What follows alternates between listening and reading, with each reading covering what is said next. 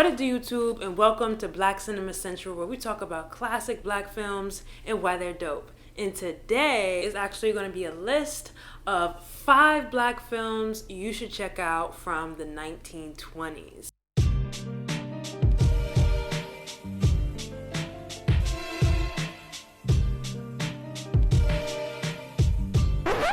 Black film in the 1920s. We don't have a lot of options here.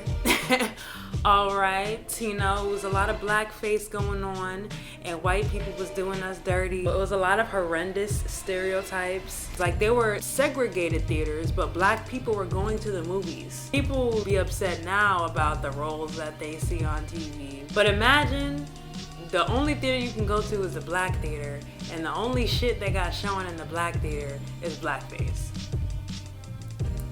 That's how it was in the 20s, bitch. That is until Oscar Micheaux hit the scene. Oscar Micheaux was someone who was, of course, dissatisfied with what he was seeing as far as film goes and black people in film. But he took it a step further and chose to write, direct, produce, and distribute films in which black people are acting as themselves in movies. He ended up being the first black filmmaker in the US, or the first African-American filmmaker. His films were then shown in those black theaters. He not only wanted black people to be able to represent themselves, but he also wanted to improve the representation of black people. So he had black people as businessmen, black people as bankers, people with jobs other than a laborer or a maid. These films were thus called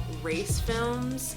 That was to describe a film in which there was an all-black cast. And there was also a variety of genres: dramas, westerns, romances. He took this opportunity to allow black people to represent themselves in the manner in which they wanted to be represented by being a black man producing, writing, and directing film. So now we're gonna go into listing 5 black films you should definitely check out. Number 1 is Hallelujah. Zeke Johnson, played by Daniel L. Haynes, and his brother Spunk, played by Everett McGarity, sell their family's crops for $100. When Zeke manages to lose the money gambling due to his shifty girlfriend Chick, a fight ensues in which Spunk is killed. This causes Zeke to leave and seek a religious life. Years later, he returns to his hometown as a preacher, bringing his fiancée, Missy Rose, played by Victoria Spivey. However, Chick is still interested and knows how to manipulate him. Number 2, Hearts and Dixie. Nappis, an elderly farmer, resents the fact that his daughter Chloe is married to a lazy man named Gummy, who allows Chloe to do all the house and farm work he himself should be doing. Chloe has to care for her 2 children, Trilea and Chikwapin. I don't know if that's how you say it. Chikwapin? I don't know who named this child. While managing all of Gummy's duties as well, and she's worn down by her labors. When Chloe and the child Trilea become dangerously ill, Gummy obtains the services of a voodoo doctor instead of a real medical doctor, with tragic results. Before I go on to the next one thing I find very interesting but also not surprising about early African American films, and even shit today, there are a lot of disheartening stereotypes about voodoo and hoodoo. So if you don't know the difference, voodoo originated from West Africa, and hoodoo African Americans formed through utilizing some of the traditions of voodoo, but of course, like, in different ways, making it their own. So hoodoo is African American and voodoo is West African, West Indian. But because a lot of African Americans, especially in the early 20s and before, were very Christian, so anything that had to do with voodoo was evil and witchcraft and black magic. And it's unfortunate because voodoo is a black religion. It comes from black people because slaves were beat upside the head with Christianity. They have internalized this rejection of religions that come from Africa, religions that are anything other than Christianity. So you see that manifest in a lot of films, even today.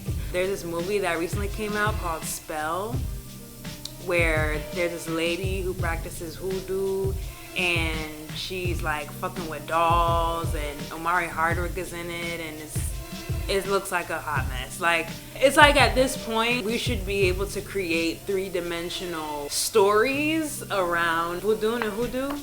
So you see a lot of that in these early films, where like there'll be a voodoo priestess who comes in to do something and ends up fucking it up somehow. But yeah. Next one, Body and Soul. A minister has sinister intentions behind his righteous disguise. He consorts with and later extorts the owner of a gambling house and betrays an honest girl, driving her and himself into ruin.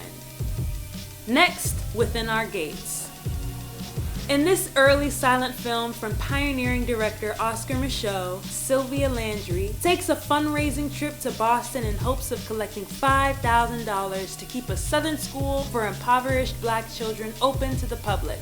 She then meets the warm-hearted Dr. Vivian, played by William Smith, who falls in love with Sylvia and travels with her back to the South. There, Dr. Vivian learns about Sylvia's shocking, tragic past and realizes that racism has changed her life forever. And then the next film I don't have any clips for because there aren't any surviving copies of the movie, but I still wanted to talk about it and touch on it because it is the first film to be directed by a black woman in the US, and that is A Woman's Error. And it was directed by a woman by the name of Teresa Soders, also known as Tressie Soders. Even though people have done extensive research on her and her filmmaking career, no one can really find what this story was about.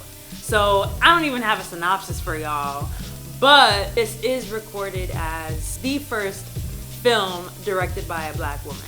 So those are 5 black films from the 1920s that you can check out. That last one you can't check out, but now you know. This is also in honor of Black History Month. African American history is American history. So it's important to know these things. They don't teach you this in school. Tell your kids, yo, African Americans have been making movies since the 1920s. All right? We've been out here. And it took a black man to say, yeah, these disgusting stereotypes are unacceptable and I'm going to do something about it. And that is the only way that art can be inclusive. It is the only way that certain art forms can represent voices that it hasn't represented before. It takes us stepping up and putting in the work to represent ourselves. It's not easy, but it's necessary. It's a necessary work. So if there's a certain black film that you haven't seen before, if there's a certain story with a leading black character that you haven't seen before, write that shit. Even if you think you can't write it, because no one else is gonna do that for you. Bye.